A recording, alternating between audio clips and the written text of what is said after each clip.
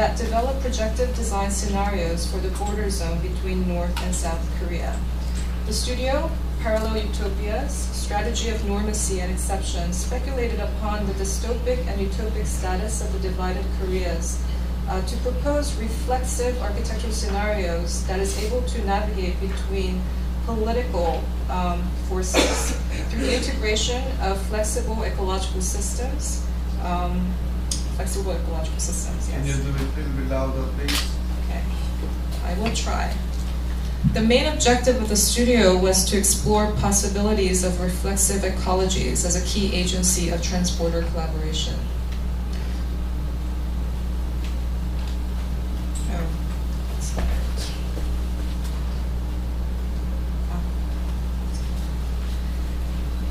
The studio visited the DMZ area, as well as the Han River estuary north of Gangwon-do,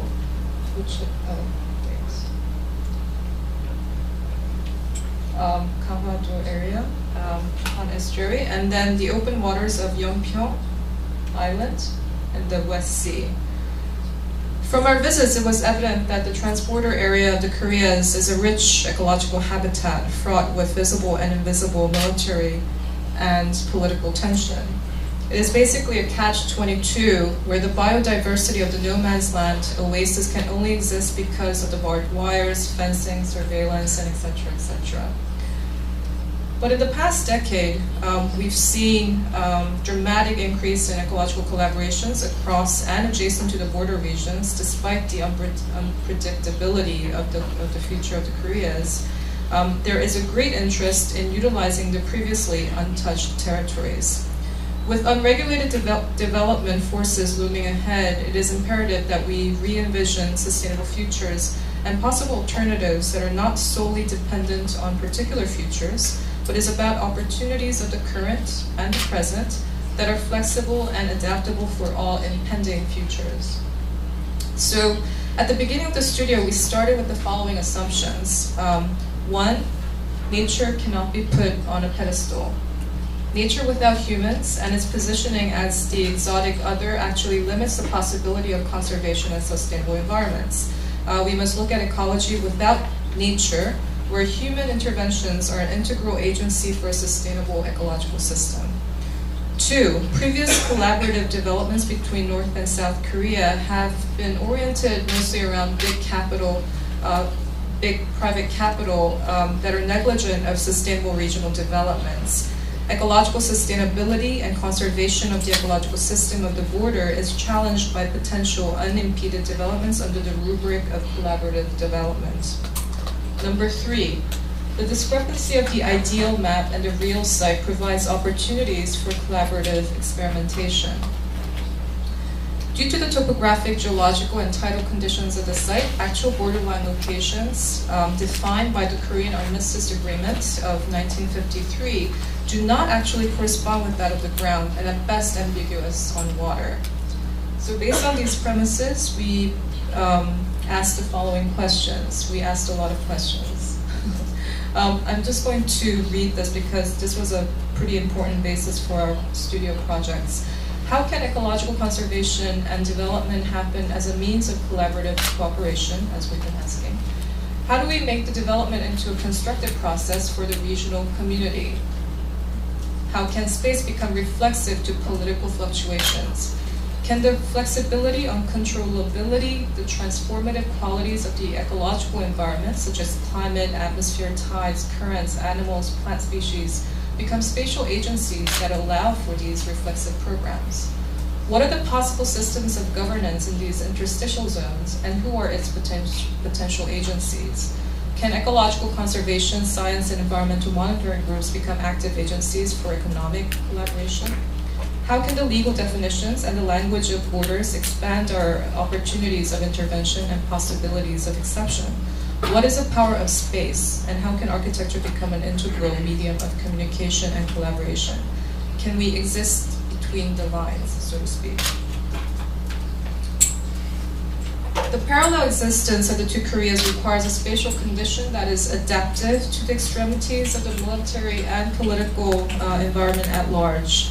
In such states of flux, the transformative capacities of ecological systems actually become key mechanisms of architecture as agencies of negotiation for political, social, economic scenarios. If architecture is a discipline that deals with built environments, it is imperative that we utilize the potential of architecture as a critical apparatus to coordinate the development and organization of artificial and natural ecological systems. Therefore, the investigation of the studio revolved around the political immediacy of the artificial and natural ecologies and its ability to negotiate and choreograph the economic, scientific, agricultural, educational interactions and production, not just between the governing entities, but also between the actual residents of the area. The key premise of the projects was to investigate the realm of transformative possibilities under the realities of the state apparatus, to build upon the plausible, yet expand upon its interpretive potentials. Three representative typologies of site were picked based on the Armistice Agreement, which defines the current border as is. The first type is on land, which we know as the DMZ zone. The second is along the Han River, about a 40-mile length. And then is the third zone, which is in the West Sea. Just skip. We've picked very specific areas within each of the zones based on the definitions of the Armistice, which we'll get into a bit more detail in the specific examples. The first scenario, we had 12 students working on 6 projects. I'm presenting 3 of them. One of the scenarios, agrological landscapes, explores the possibility of the neutral territory within the DMZ. The villages of Kijeongdong and Daesungdong are the only 2 civilian-occupied villages allowed to exist within the DMZ per the addendum to the 1953 Armistice. They exist here. That is a close-up. Panmunjeom is up here. Kijeongdong, Daesungdong. They're basically right adjacent to the military demarcation line, which is defined here, and they're about the actual residential district, the built area of the towns are about 1.35 miles apart, with rice paddy fields in between. This is a current existing site condition. The rice paddy fields borders upon each other, and then there's a waterway that passes through. Although surveyed heavily by the military of the respective sides per the Armistice, the actual territory is a neutral zone that fall under the jurisdiction of the Commander-in-Chief of the United Nations, Supreme Commander of the Korean People's Army, and then the Commander of the Chinese People's Volunteers for the North. Currently, Daesungdong has approximately 50 farming households, while the North purports that Kijeongdong has about 200 households residing in the complex. The project, Agrological Landscapes, attempts to expand the current stagnant, separatist border condition into an integrated, production-oriented landscape that utilizes tourism, but also propaganda as part of its agricultural language. The agricultural intervention promotes biodiversity by merging agricultural systems with existing conditions of the water system based upon the water levels and the accessibility of the water system, that it would define and adjust the production levels and types of species. This is low water, high water, through the actual canal that goes through. The topography is manipulated. This is the area of intervention, and the proposal is basically using the topography of this kind of agricultural landscape to address the military security issues, guard post, and then this is, as you say, South Korean agricultural land, North Korean agricultural land, and basically utilizing visual corridors to promote education, agricultural education and exchange, while at the same time, because of its propaganda qualities that both sides, the governing entities, would aspire to impress each other. And that would be sort of the initiating sort of motivation for both sides utilizing this site especially as this kind of exchange condition. So the project speculates on how the agricultural cycle actually becomes an integrative mechanism of the political cycle. This is yet again this kind of utilizing of trenches and agricultural land and the water system to separate and connect visually and physically. These points identify military posts.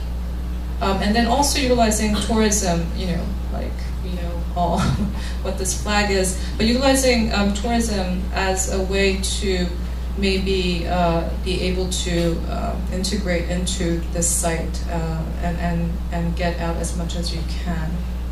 And so that propaganda becomes a key organizer and agency along with agriculture of the site with the regional development for this area.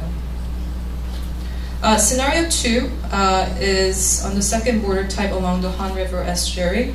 This is a border type 2 that is defined by the armistice as a 40-mile-long border condition on the river itself. The armistice defines it as, quote, open to civil shipping of both sides wherever one bank is controlled by one side and the other bank is controlled by the other side.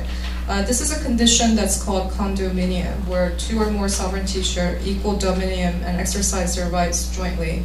Internationally, not many condominiums exist anymore due to the difficulty of mutual agreements of the parties involved. And at the Han River, it's basically created this kind of no man's land where shores on both sides have been fenced off and is inaccessible completely. But the actual initial agreement, that is a condominium status, provides a unique possibility of collaboration for us. The project Residual Fields utilizes the tidal flats of the river. I'm sure some of you know that Han River experiences one of the highest differences of water levels throughout the year seasonally due to its rain seasonal changes. But basically what we did was focus on this area in the Han River. Some might remember it as an area that the current president Lee Myung-bak proposed Nadersa as a collaborative development zone.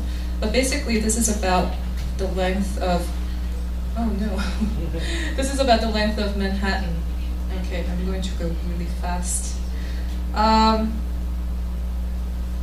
So the project Residual Fields utilizes the tidal flats of the river, and the project proposes to utilize the temporal tidal flats to implement air and water pollution monitoring systems through clam and rice farming.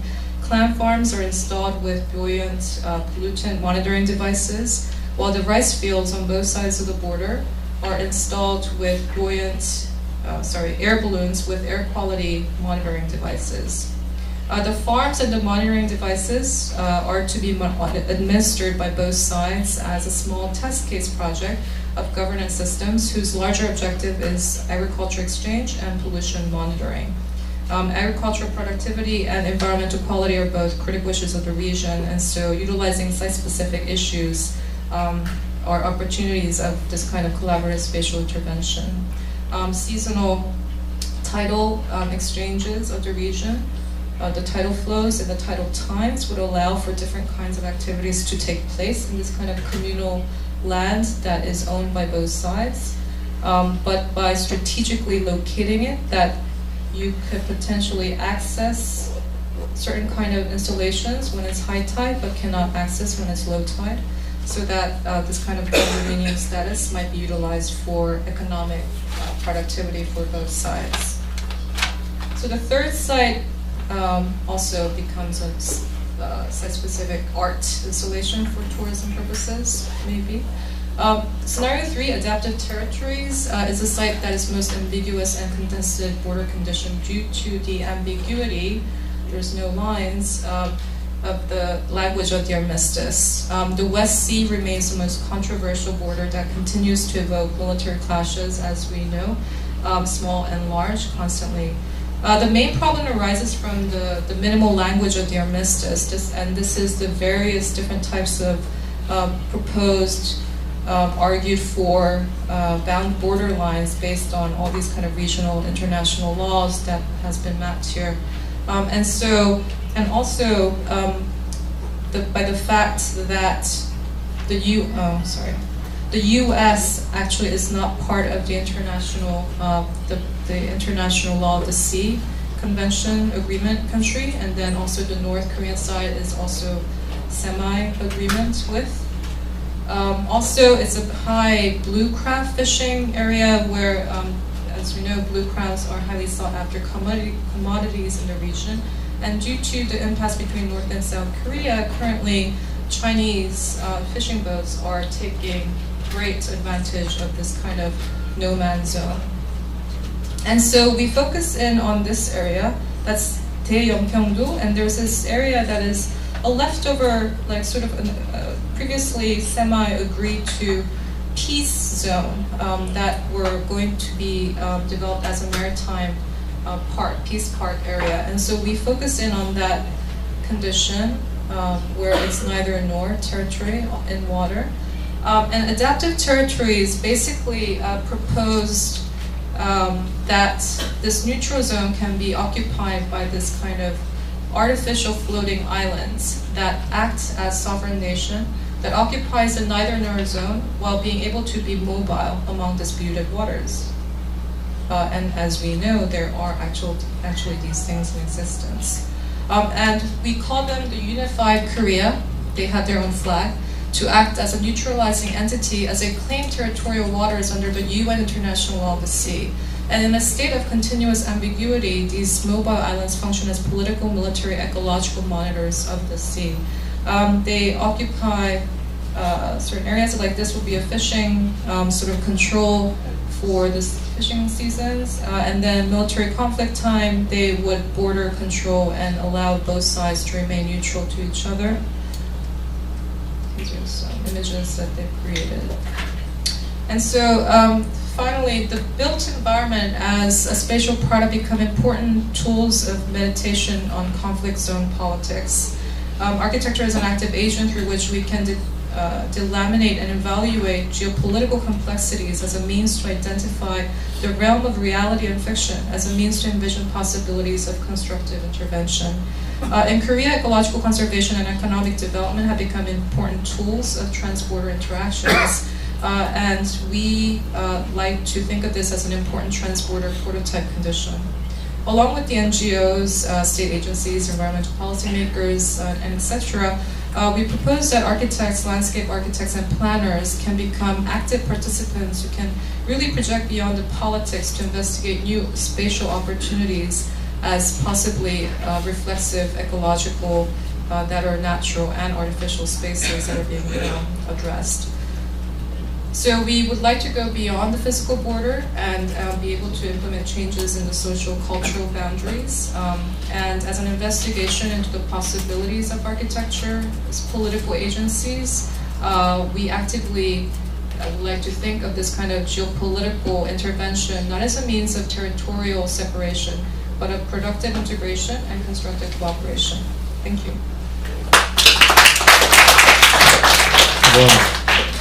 수고해주셔서 감사합니다. 협조해 주셔서. 그리고 또 미안하네요.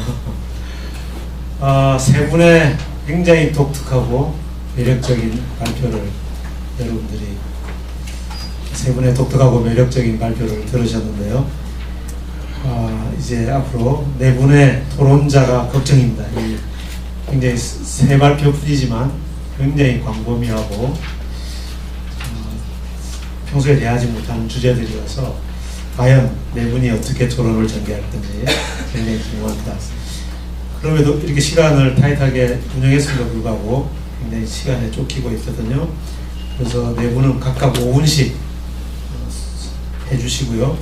차례는 우리 한성용 한국수달연구센터 소장님, 그리고 홍호섭 DMZ 평화생명동산 사무국장님, 그리고 세 번째 닥터 우베 리켄, 그리고 네 번째 우리 김정수 박사님이 말씀하시면서 좀 정리를 해주시면 감사하겠습니다.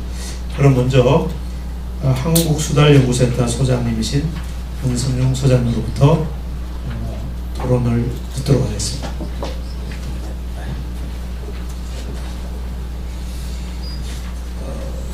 반갑습니다. 이제 소개를 받은 한성용이라고 합니다. 너무 이제 흥미롭고 이제 중요한 말씀들을 해주셔서 제가 드리고자 하는 말씀은 상당 부분은 들 필요가 없을 것 같고요. 단지 이제 들으면서 조금 아쉬웠던 부분 이제 몇 가지가 아쉬웠다기보다는 이제 접근을 좀 앞으로 더 심화해야 될 부분이 분명히 있다고 좀 생각이 드는데 저의 생각은 지금 현재 DMZ를 다룸에 있어서 주 논의의 이제 범위가 아마 이제 동부 DMZ 원역이 이제 포함될 것 같습니다. 이제 나머지는 이제 바로 서부 DMZ죠. 지금 다뤄진 게 나머지는 동부 DMZ 쪽이 지금 아무도 지금 이제 디테일한 연구 결과라든지 어떤 이제 디자인이 좀 없는 게 좀 아쉬운데 최근 아까 우리 박 박사님께서도 말씀하셨던 임진강 수역, 그 다음에 이제 북한강 수역 이 두 가지가 크게 저는 서부와 동부를 대표한다라고 이제 생각을 하는데 북한강 같은 경우에는 또 저희가 이제 직접 한번 그 조사를 오랫동안 이제 하는 경험 이제 기회가 있었는데요. 저희가 조사를 쭉 해보니까 지금 우리 남한 쪽에서는 아주